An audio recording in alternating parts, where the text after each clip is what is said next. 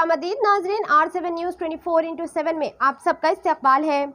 पीर की रात से हैदराबाद शहर में गुस्ताखे रसूल राजा सिंह के खिलाफ आशिक रसूल की जानिब से जगह जगह एहतजाज जारी है।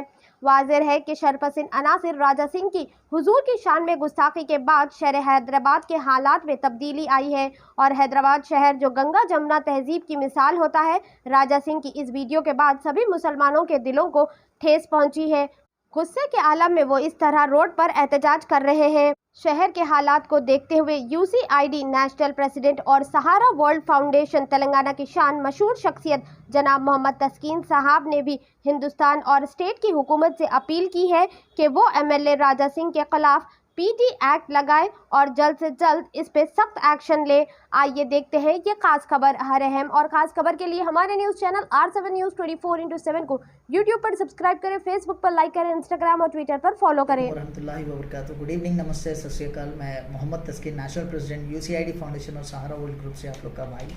पहले तो मैं तहे दिल से शुक्रगुजार हूँ तमाम मीडिया चैनल्स का और जितने भी मेरी आवाज़ सुन रहे सभी का, जो मेरी आवाज़ सारी आवाम तक और डिपार्टमेंट तक पहुँचाते हैं। तहे दिल से शुक्रगुजार हूँ और ख़ास करके जो आज मैं बाइट देने के लिए ज़रूरी समझा, जो 2 दिन से जो हालात बदले हुए हैं मार्केट के, जो कल भी आज भी जो हालात है, जितने भी कंट्रोल है अल्हम्दुलिल्लाह ये पूरा सपोर्ट है हमारी इंडिया तेलंगाना स्टेट गवर्नमेंट का।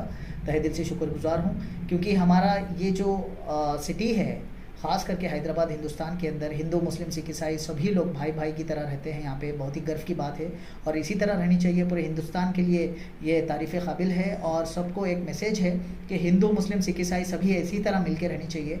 और ऐसे लोग जो है, जैसा कि राजा सिंह MLA ने जैसा बयान दिया था कि धर्म के नाम पे, मैं रिक्वेस्ट करता हूँ ऐसे लोग को सख्त से सख्त कार्रवाई की जाए।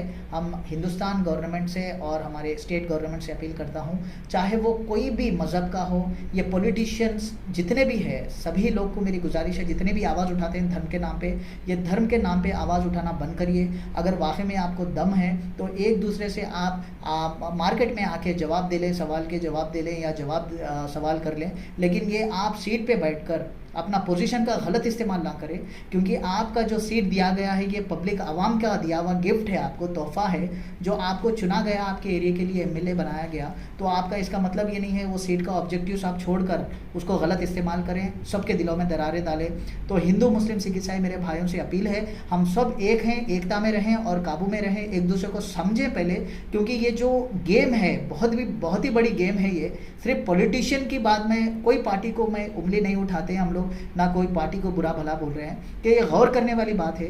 सिर्फ ये जब भी इलेक्शन करीब आने लगते हैं तो ऐसे बातें पैदा होते हैं कि धर्म के नाम पे झंडे गाड़े जाते हैं ताकि हिंदू मुस्लिम में लड़ाई हो, ताकि हम लोग वोट जीतें या टुकड़े टुकड़े हो जाएं।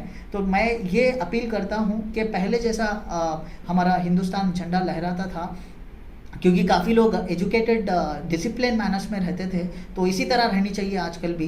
तो उसी लिए आप अपनी सेवा करें, क्योंकि हमें ये लफड़ों में नहीं आना है कि हमें ये देखना है। इतनी बड़ी जब बात हुई है धर्म के नाम पे, इनको ऐसे कानूनी कार्रवाई करनी चाहिए, PD एक्ट डालनी चाहिए जिसमें 1-1 साल तक ये लोग अगर जेल में सड़ेंगे, ताकि चाहे वो एडवोकेट क्यों ना हो, चाहे पॉलिटिशियन क्यों ना हो, चाहे डिपार्टमेंट वाला क्यों ना हो, कोई भी आदमी हो, नॉर्मल आदमी, इनको PD एक्ट ज़रूर डालना चाहिए। क्योंकि ये 1-1 साल अगर सड़के बैठेंगे तब इनको अहमियत समझ में आएगी कि लाइफ है क्या। ये दिलों में दरारें जब इनकी बंद होगी डालना, तो मैं चाहूँगा कि तमाम मेरे जितने भी फॉलोअर्स हैं, जितने भी हिंदुस्तान के अंदर लोग हैं, डिपार्टमेंट से और कई सभी लोग ऑफिशियल से मेरी रिक्वेस्ट है, स्ट्रांगली अपील है कि सुप्रीम कोर्ट से कि ऐसे लोग को सख्त से सख्त कार्रवाई की जाए। और ये जो जैसा सस्पेंड किया गया वादा है BJP कानून का, और इनको जो 10 डेज़ का जो गैप दिया गया है कि 2 सितंबर से पहले इनको बताना है कि क्या इनको करना चाहिए, आंसर देना है, ये फीडबैक। तो मैं चाहूँगा ये फीडबैक की भी ज़रूरतें क्यों पड़ रही है आपको,